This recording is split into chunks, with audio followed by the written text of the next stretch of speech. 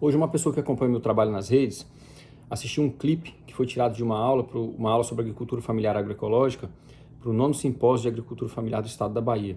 Essa pessoa comentou que a agricultura familiar não tem escala e que se não fosse o agronegócio o Brasil passaria fome. O resumo dessa aula, essa aula chama Dois Contextos e Duas Funções, está no meu canal, vocês podem acessar, vou deixar o link aqui em algum lugar também para vocês. O resumo dessa aula é de que a gente tem, o primeiro contexto é a questão do antropoceno, a gente vive a 6ª maior extinção em massa. A gente nunca moveu tanto solo na face do planeta pela agricultura, pela mineração e pela construção civil. A gente também nunca teve mudanças climáticas tão aceleradas, causadas pelo homem, né? As mudanças climáticas antropogênicas. O segundo contexto é um contexto que, então o primeiro contexto é um contexto que a gente precisa evitar. O segundo contexto é um contexto que a gente precisa aprender a construir, é o contexto holístico para tomar de decisão. A gente precisa aprender a construir um contexto que segura no mesmo patamar de importância e ao mesmo tempo as dimensões sociais, ecológicas e econômicas do nosso viver. Esse contexto, ele assegura que ao viver, ao materializar as nossas necessidades para viver, moradia, alimentação, água, saúde, mobilidade, nós não degradamos os lugares onde a gente vive. A primeira função, a gente precisa entender, é a função de paisagem, ou seja, a junção dos 4 processos ecossistêmicos, o fluxo solar energético, o ciclo hidrológico, a ciclagem de nutrientes e a dinâmica das comunidades. Quando a gente tem esses 4 processos ecossistêmicos atuando com saúde, nós temos o que a gente chama de função de paisagem. Então nós precisamos entender o que é função de paisagem para que a gente possa aprender a produzir o nosso alimento, maximizando a função de paisagem. A segunda função que a gente precisa entender é a nossa função de agente, de otimizador de vida nos lugares onde a gente vive, otimizador de vida no planeta. Todas as espécies, ao viver, melhoram os lugares onde elas vivem. Nós somos a única espécie que, ao viver e materializar nossas necessidades, degradamos os lugares onde vivemos.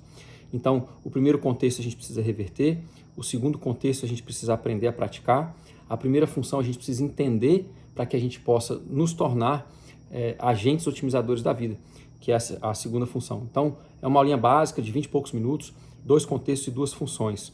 Mas eu trago para vocês também uma resposta bem rapidinha ao comentário dessa pessoa. Essa pessoa diz que a agricultura não tem escala, né? A primeira variável do comentário dela é que a agricultura não tem escala.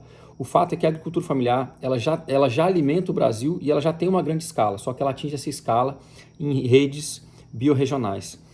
Hoje, enquanto o agronegócio atinge uma grande escala, desmatando a Mata Atlântica, a Amazônia, o Pantanal, o Cerrado, assassinando indígenas, usando 80% da água potável do país, poluindo a água, envenenando as pessoas, envenenando os territórios, a agricultura familiar brasileira ela produz 70% do alimento consumido no Brasil, usando apenas 24% do território.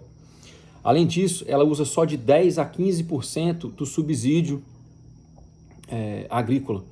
Então a gente tem uma agricultura de altíssima eficiência, que tem uma pegada hídrica mais baixa, positiva, eu diria, porque ela consegue plantar água. A gente tem uma possibilidade na agricultura familiar de ser cada vez mais agroecológico, muito mais rapidamente, né, de fazer essa transição muito mais rapidamente do que no agronegócio. E a gente tem, da área produtiva do Brasil, 453 milhões de hectares são de uso privado. Desses 453 milhões de hectares, 45% dessa área constitui apenas 1% dos imóveis rurais, ou seja, uma concentração de renda, poder e território enorme, né?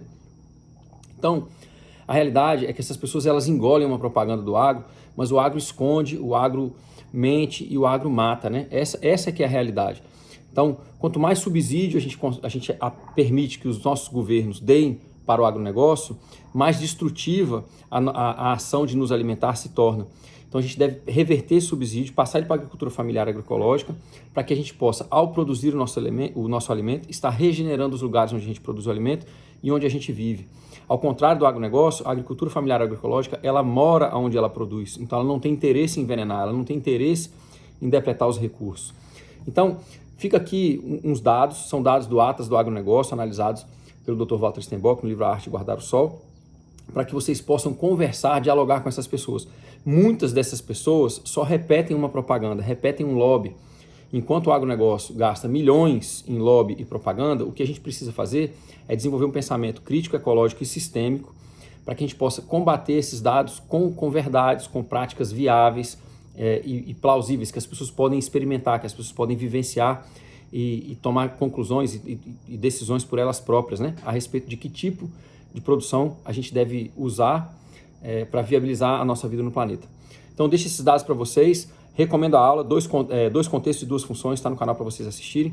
E fica aqui um videozinho resposta, um videozinho comentário para essa pessoa que acompanha o trabalho, mas que infelizmente ainda acredita muito no lobby e na propaganda do agronegócio. Um abraço, obrigado.